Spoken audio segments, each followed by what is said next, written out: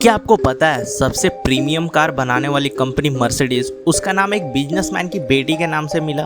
और ये एक ऐसी कार है जिसने पहली बार कार के चारों व्हील्स में ब्रेकिंग सिस्टम बनाकर इंडस्ट्री में एक रिवॉल्यूशन ला दी थी। तो आज के फैक्ट ऑफ वर्ल्ड के सीरीज में आपको मर्सिडीज से जुड़ी कुछ नई रोचक बातें जानने को मिलेगी, जिसको जान के आप बिलीव ही नहीं कर पाओगे कि जिसको एक समय लोग पूछते नहीं थे वो आज लग्जरीज कार के टॉप 3 लिस्ट में आती है। तो ये बात है 19वीं शताब्दी की, जब लोग एक जगह से दूसरी जगह जाने के लिए ट्रांसपोर्ट के तौर पे बैलगाड़ी या घोड़ा गाड़ी का यूज करते थे।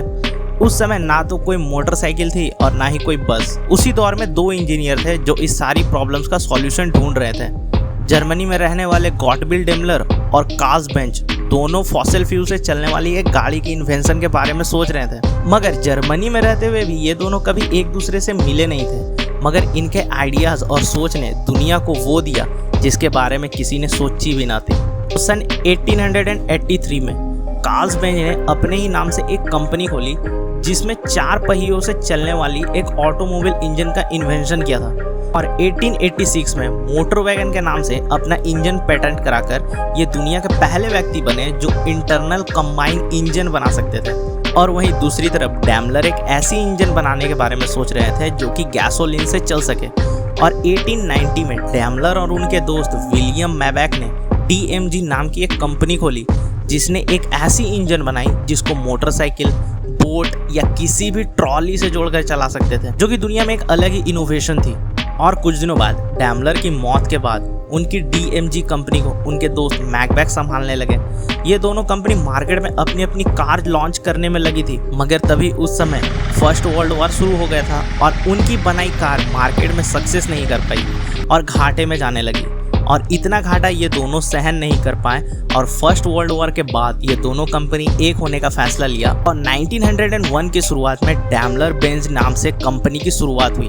और 1926 में इन दोनों कंपनियों ने मिलकर एक कार बनाई मर्सिडीज बेंज W15, जिसकी डिजाइन और इंजन के लोग इतने दीवाने हुए कि महज कुछ ही दिनों में इनकी 7000 कार बिक गई। मगर आप लोग भी सोच रहे होंगे कि इस कंपनी के नाम के आगे मर्सिडीज होने के पीछे की क्या कहानी है। तो उस समय जर्मनी में एक बिजनेसमैन रहते थे एमिल जेनलिक, जिन्हें रेसिंग कार का बहुत ज्यादा शौक था। और 1901 में एक कार रेसिंग के दौरान उन्होंने डैमलर बेंज की 36 कार खरीद डाली थी, जहां उस समय डैमलर की एक कार भी कोई नहीं ले रही थी और उनकी कंपनी घाटे में जा रही थी। तो उस घाटे से बचने के लिए उन्होंने इनके साथ एक सौदा मंजूर किया।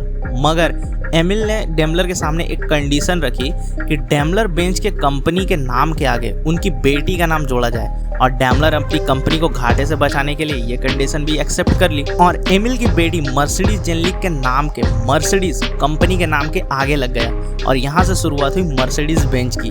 और इसके बाद से मानो कंपनी को नई पहचान मिल गई और उसके बाद से कंपनी ने इतना ज़्यादा सक्सेस किया कि कभी पीछे मुड़ के ही नहीं देखा। मर्सिडीज ने रेसिंग कार की दुनिया में भी कदम रखा और 36 हॉर्स पावर वाली अपनी पहली कार मार्केट में लाई, जिसे लोगों ने बहुत पसंद किया।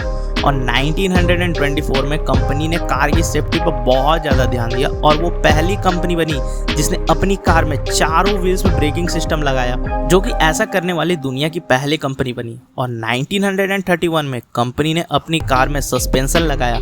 वैसे तो इंडियन मार्केट में मर्सिडीज की अलग ही पहचान है, मगर इंडिया में ऑफिशियली ये कंपनी की एंट्री 1994 में हुई थी। मगर उससे पहले 1961 में JRD टाटा ने मर्सिडीज बेंज 190D कार, जिसे आज E क्लास के नाम से जानते हैं, उसको स्पेशली जर्मनी से मंगवाकर पहले मर्सिडीज के मालिक बने थे। और इंडिया में इसकी पहली प्लांट 1994 में पुणे महाराष्ट्र में बनाया गया था। और 1995 में Mercedes Benz W124 model India market में उतारी। इस तरह से एक घाटे वाली कंपनी आज लग्जरी कार बनाने वाली की टॉप कंपनियों में से एक हो गई।